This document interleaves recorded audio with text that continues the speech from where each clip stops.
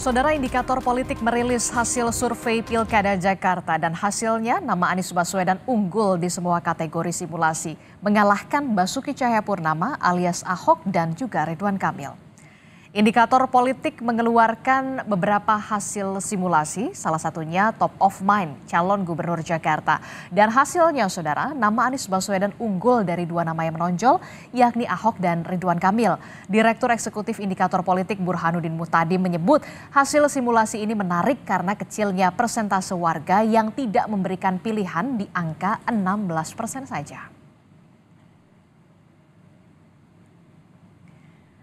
Dan berdasarkan hasil survei indikator yang dilakukan pada 18 hingga 26 Juni 2024, terdapat 3 nama top of mind calon gubernur Jakarta. Hampir 40% atau tepatnya 39,7% memilih Anies Baswedan. Kemudian 23,8% ini menyebut nama Ahok dan 13,1% ini menyebut nama Ridwan Kamil.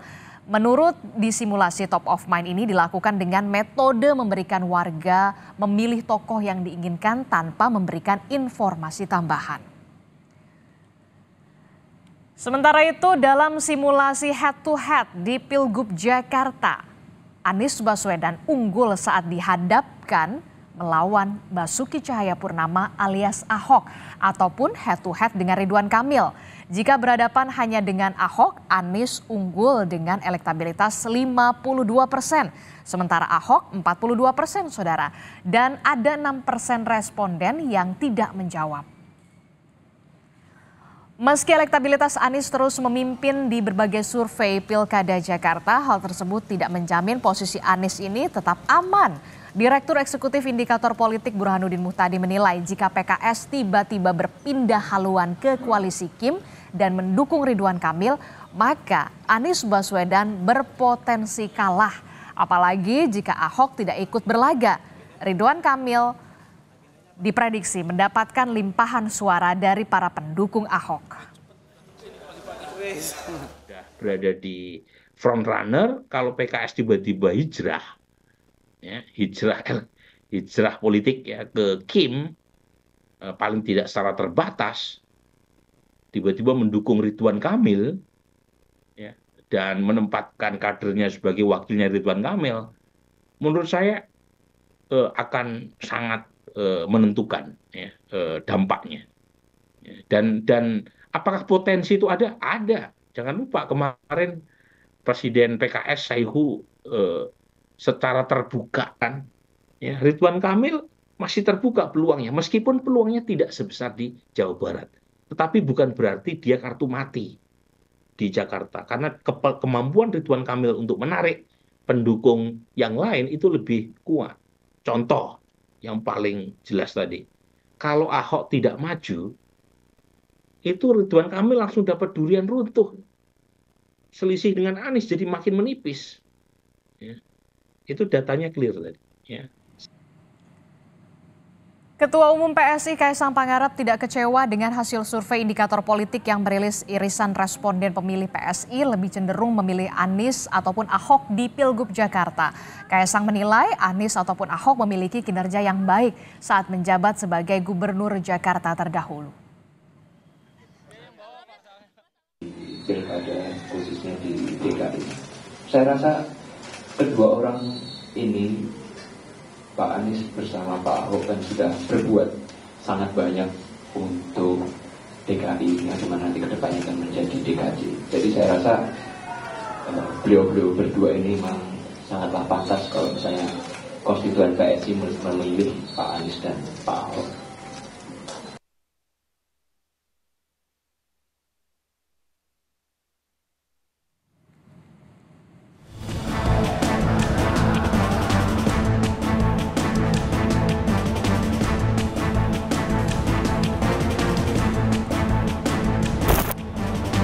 Setelah Anies Baswedan resmi diusung Nasdem dan PKS sebagai calon gubernur Jakarta, kini muncul ada upaya membentuk poros ketiga antara PDI Perjuangan dan PKB. Sekjen PDIP Hasto Kristianto mengaku tengah menjalin komunikasi dengan PKB untuk Pilkada 2024 termasuk Jakarta. Hasto bahkan menyebut Megawati sudah menugaskan Ahmad Basarah untuk berkomunikasi dengan PKB. Pilkada Jakarta sudah semakin mengerucut. Ya, hari ini ada Mukernas PKB dan Harlah dari PKB karena kami juga Pak Baskara ditugaskan oleh Ibu Mega di situ sekaligus melakukan komunikasi politik dengan PKB karena di Jawa Tengah, Jawa Timur, kemudian di Riau itu juga terbuka ruang kerjasama dengan PKB seperti yang ada di Jakarta sehingga komunikasi terus dilakukan. Sementara itu, Ketua Umum PKB Muhaimin Iskandar mengungkap partainya masih berproses untuk berkoalisi dengan PDIP di Pilkada Jakarta. Meski begitu, Caimin tegaskan perubahan politik berubah cepat di tiap harinya. Bagaimana koalisi dengan PDIP di Jakarta? Ada yang terjadi, ada yang belum terjadi, masih proses. Mengenai kepastian akan adanya poros ketiga antara PDIP dan PKB, diakui politisi Nasdem Ahmad Saroni, hal itu belum tentu terjadi. Menurut Saroni, Pilkada Jakarta sangat unik bila dibandingkan pilkada di wilayah lain, sehingga segala sesuatunya tak bisa diramalkan. Ini kan masih sangat dinamis, Jakarta agak sedikit unik, karena ini tidak mudah dan tidak bisa ditafsirkan oleh para pengamat-pengamat itu. Yang hanya tahu adalah para dewa-dewa yang ada di Republik ini. Hingga kini Pilkada Jakarta masih mengerucut pada dua nama, yakni Anies dan Ahok yang memimpin hampir di setiap survei. Anies sudah mendapat dukungan dari Nasdem dan PKS, sedangkan Ahok hingga kini belum mendapat rekomendasi dari partainya sendiri, PDI Perjuangan. Tim Liputan Kompas TV. Saudara, nama Anies Baswedan terus mengungguli sejumlah survei Pilkada Jakarta. Namun hingga kini belum ada sosok yang resmi diusung sebagai lawan Anies Baswedan. Akankah Anies akan berujung melawan Ahok atau Ridwan Kamil di Pilgub Jakarta? Kita bahas di sore hari ini bersama dengan politisi PDI Perjuangan sudah ada Chiko Hakim, juga ada politisi dari Nasdem Ahmad Lukman Jupiter dan juga Direktur Eksekutif Poltreking Mas Hanta Yuda. Selamat petang Bapak-bapak. Assalamualaikum. Selamat petang, Waalaikumsalam. Selamat sore. Oke, saya langsung ke Mas Chiko. Mas Chiko, kalau tadi katanya Pak Hasto begitu terbuka komunikasi saat ini dijalin dengan PKB dengan menugaskan Pak Basarah begitu, Ahmad Basarah. Benarkah demikian? Itu betul sekali. Jadi Ibu Megawati Soekarno Putri, Ketua Umum kami, menugaskan Pak Ahmad Basarah untuk berkomunikasi dengan Gus Imin terkait dengan pilkada serentak di seluruh Indonesia ini. Ada beberapa pilkada yang telah disampaikan tadi oleh Mas Hasto, Jawa Timur, Jawa Tengah, Riau, dan juga DKI Jakarta. Jadi memang PKB adalah salah satu partai yang kita terus intens menjalin komunikasi, tetapi kami tidak menutup jalur komunikasi dengan partai manapun di pilkada manapun.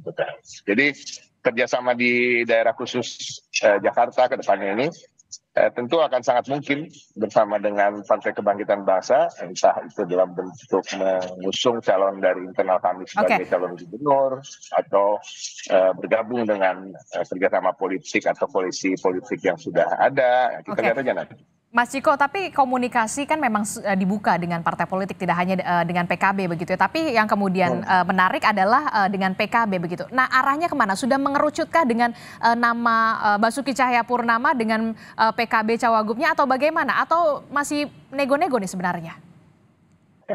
Kami di internal juga belum memutuskan secara definitif apakah Pak Ahok yang akan kami usung dari internal sebagai calon gubernur ataupun sebagai calon gubernur.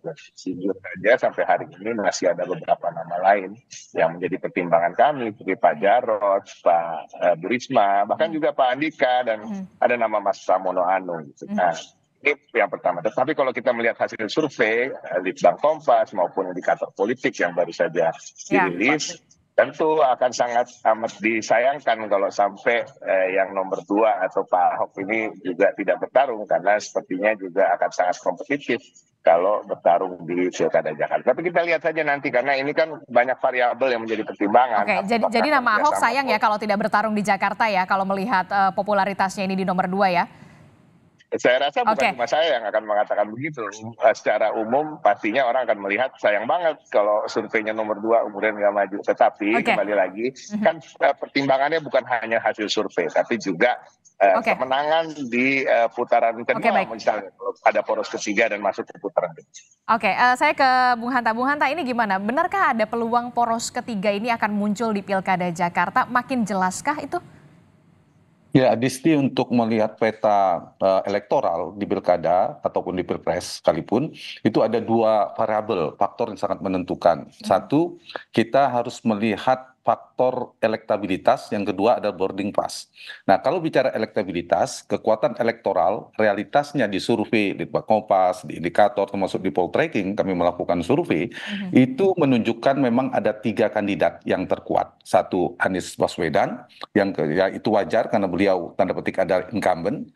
Posisi incumbency ini tentu menguntungkan posisi Anies Baswedan. Ditambah saling sebagai petahana, kita tahu juga penantangnya belum jelas. Nah, yang kedua memang ada nama yang muncul dari nama elektabilitas per hari ini, yaitu Pak Ahok, Basuki Cahayapurnama, dan ketiga ada Pak Ridwan Kamil. Nah, kalau Pak Anies Baswedan maju, maka saya memprediksi kemungkinan peluang terbesarnya adalah tidak jauh dari 3 nama ini kalau 3 poros. Kalau 2 poros nanti bisa dilihat di antara Anies melawan Pak Ahok atau Pak Anies melawan Pak Ridwan Kamil. Tapi bisa jadi petanya berubah. Kalau ternyata misalnya Pak Anies Baswedan tidak jadi maju, maka itu kemungkinan akan muncul nama-nama baru. Tapi Dan seberapa itu besar peluang nama Anies Baswedan ini tidak akan maju di Pilkada Jakarta, Bung berubah. Hanta? Ada potensi, Adisti. Nanti saya kira itu. Yang kedua, saya ingin jawab pertanyaan itu dari sisi boarding pass. Per hari ini kita lihat memang Anies Baswedan sudah mengantongi paling tidak dari 2 partai, PKS dan Partai Nasdem. Kemudian partai dari Koalisi Indonesia Maju, Kim berpotensi mengusung Ridwan Kamil karena elektabilitasnya tertinggi kalau kita perhatikan. Dan yang ketiga, dari tadi Mas Iko juga katakan kemungkinan juga ada PD Perjuangan dan PKB misalnya belakangan sedang berkomunikasi mengusung Pak Ahok. Tetapi 3 poros ini ya Disti memiliki masih cair, memiliki tingkat kerentanan atau belum bulat, kerentanan untuk tidak jadi juga tinggi. Satu, misalnya si Pak Anies, itu kan mungkin dinamika antara PKS dan Nasdem. Kalau ternyata PKS jadi bergabung dalam pemerintahan Prabowo, pemerintahan yang baru, apakah mungkin ada perubahan dinamika itu? Kemudian Kim kita tahu masih terbelah antara terutama partai terkuat di dalam Kim itu Gerindra dan Partai Golkar. Partai Golkar lebih condong menginginkan Ridwan Kamil kadernya berada tetap Baik, menarik sekali Bung Hanta. Di Jakarta diinginkan oleh Gerindra. Sementara sementara Pak Ahok juga belum jelas karena PD Perjuangan tidak bisa mengusung sendiri. Artinya baru komunikasi dengan PKB. Jadi per hari ini petanya Anies terkuat. Memang, tetapi bukan berarti Anies tidak bisa dikalahkan. Anies masih mungkin dan bisa dikalahkan. Dinamikanya masih dinamis di 4 bulan ke depan itu. Oke, menarik sekali. Kalau misalkan PKS ini jadi benar-benar masuk ke Koalisi Indonesia Maju, bisa saja kemudian nama Anies Baswedan ini kemudian tidak dimajukan oleh PKS. Tanggapan dari Nasdem sendiri bagaimana? Mas Jupiter? Ya. Mas Jupiter, mendengar suara? Ya. Gimana? Maaf, tadi putus-putus suaranya. Oke, kalau misalkan PKS ini masuk ke Koalisi Indonesia Maju, ada peluang nama Anies Baswedan ini tidak maju di Pilkada Jakarta. Tanggapan atau respon Nasdem? Ya, kemarin saya ingin menyampaikan bahwa Ketua Umum Surya Paloh menyampaikan dengan satu syarat. Kami mendukung Anies Baswedan dengan tidak meminta wakil dari Nasdem. Itu tujuannya adalah kami memberi ruang sehingga Pak Anies ke depannya itu bisa menjalin komunikasi dengan partai politik, termasuk dengan Partai Gerindra, Partai Golkar, dengan Partai PKB, maupun partai-partai lainnya. Kami membuka ruang seluas-luasnya sehingga Pak Anies ini bisa menjalin komunikasi untuk membangun kota Jakarta ini secara bersama-sama. Karena tidak mungkin kota global ini dibangun hanya dengan sendirian. Dan kita ingin melibatkan semua pihak untuk tujuan bersama-sama untuk memajukan kota global ini. Dan kita tahu bahwa tapi begini Mas Jupiter, kalau misalkan PKS ini benar-benar akan tergoda oleh Koalisi Indonesia Maju dan masuk ke dalam pusaran Koalisi Indonesia Maju, bagaimana nasibnya Anies bersama dengan Nasdem? Ya, saya kira nggak ada masalah ya, karena kami meyakini bahwa yang pertama Pak Anies ini pernah memimpin di Jakarta dengan prestasi yang baik, dan saya yakin akan banyak beberapa partai politik juga yang sudah mulai melakukan komunikasi dengan Pak Anies. Jadi kami tidak khawatir ketika nanti memang seandainya PKS membentuk poros baru, saya kira itu menjadi satu peluang juga. Satu peluang dalam arti kita mengadu gagasan, ada sparring partner. Nah, sebuah kesempurnaan itu ketika semakin banyak gagasan yang ditawarkan kepada masyarakat Jakarta, tentu akan semakin baik. Nah, sehingga kemajuan Jakarta ini bisa kita ciptakan dengan yang lebih baik gitu. Oke, tapi begini, rekan Anda di partai politik, di Partai Nasdem ini meyakini bahwa tidak akan ada poros ketiga dalam Pilkada Jakarta. Mengapa demikian? Jangan dijawab dulu, Mas Jupiter. Tetaplah bersama kami di Kompas Petang usai jeda. Terima kasih Anda masih bersama kami di Kompas Petang. Saudara, melanjutkan perbincangan saya soal Pilkada Jakarta. Saya langsung ke Mas Jupiter. Mas Jupiter, tadi kan di paket sebelumnya Bung Sahroni mengatakan yakin betul kalau memang tidak ada poros ketiga dalam Pilkada Jakarta. Kenapa begitu? Ya, saya kira untuk poros ketiga ini sepertinya agak sulit ya. Karena untuk kontestasi di Jakarta ini betul-betul diharapkan oleh masyarakat. Masyarakat DKI Jakarta ini kan majemuk. Yang pertama bukan hanya pemilih Islamis. Kedua ada pemilih nasionalis. Kemudian yang ketiga ada pemilih intelektual. Artinya dalam semua partai politik itu pasti akan berhitung. Tidak akan sembarangan untuk mengusulkan nama yang dianggap berpotensi kemungkinan kalah. Oleh karena itu agak mungkin kemungkinan kecil jika ada poros ketiga. Tapi bisa saja itu terjadi. Namun sekali lagi saya ingin sampaikan bahwa semua partai pasti akan punya pendapat sendiri. Mereka akan berhitung sehingga lawan yang dilakukan ketika kontestasi pilkada ini mereka harus punya kemungkinan besar untuk menang. Saya ke Mas Hanta. Mas Hanta, sebenarnya sudah terbaca belum sih secara eksplisit begitu? Kalau misalkan tadi kan kalau dari indikator kalau head to head Anies Ahok itu udah jelas begitu kan, atau kemudian ada RK nama di sana. Sudah terbaca belum sih sebenarnya kalau misalkan head to head ini bisa terjadi Anies Ahok? Masih mungkin dinamis menurut saya. Memang bisa tiga ya, seperti saya katakan tadi, berbagai macam catatannya, tetapi mungkin juga ini akan menjadi dua. Kalau tiga kita bicara PDIP ya, PDIP pasti memperhatikan kalau ingin lolos di putaran kedua, nama seperti Pak Ahok yang dipertimbangkan karena memiliki kemampuan kompetisi lebih kuat untuk masuk putaran kedua. Tetapi kalau dimasuk putaran kedua, figur Pak Ahok tidak lebih baik daripada figur baru untuk bertarung di putaran kedua. Dan ada dilema itu yang diukur oleh PD Perjuangan. Percuma ada figur baru bisa bertarung di putaran kedua, tapi tidak lolos di putaran pertama. Nah itu harus diukur. Kalau kita bicara tiga poros. Nah tetapi dua poros sedisi sangat mungkin, di mana petanya ada dua kemungkinan. Satu, Anies akan berhadapan dengan PD Perjuangan, figurnya bisa Pak Ahok atau nama lain. Artinya Kim, Koalisi Indonesia Maju akan mendukung Anies Baswedan. Wakilnya mungkin Tak Kaisang atau siapa tidak tahu, ternyata terjadi komunikasi. Atau yang kedua, Anies Baswedan akan berhadapan dengan Kim. Tinggal PDIP akan kemana? Kimnya dengan siapa? Nah itu yang jadi pertanyaan, PDIP-nya akan kemana? Apakah memang PDIP punya nama Ahok ataukah kemudian kalau itu petanya?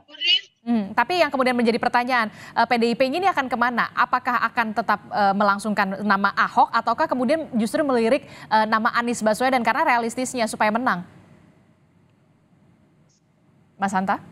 Ya, menurut saya tadi hitungannya kalau Jakarta ini ujungnya Adisti akan head to head kan ujungnya. Nah kalau ternyata akhirnya head to head, kemungkinan itu akan mempengaruhi sikap PD Perjuangan. Saya kasih data Mas Anies dulu sebagai incumbent. Ada 3 faktor ya untuk melihat angka incumbent. Satu, angka incumbent itu angka psikologisnya kalau menang bertarung harus di atas 60 bahkan di atas 70. Satu itu. Yang kedua, tren dari seorang incumbent petahana itu relatif lebih mudah turun Adisti ketimbang naik. Itu harus jadi catatan. Dan yang ketiga, isu-isu yang menyertai Jakarta itu sangat dinamis. Kita jangan lupa di 2017 yang lalu Anies itu di nomor 3 di Februari pilkadanya. Tapi baru merangsek berubah pada bulan Desember, 2 bulan sebelumnya Anies menjadi nomor 1. Artinya apa? Sangat mungkin ada dinamika. Jangan buru-buru menyimpulkan bahwa ajak seperti sekarang ini. Karena itu petanya Anies kuat per hari ini. Tapi apakah Anies pasti menang? Belum tentu. potensi menangnya 60%, tapi menyimpan potensi kalah 40%. Jadi siapapun bertarung di Jakarta, mau 2 atau 3 poros, ujungnya kan harus 2 putaran kalau ternyata 3 poros.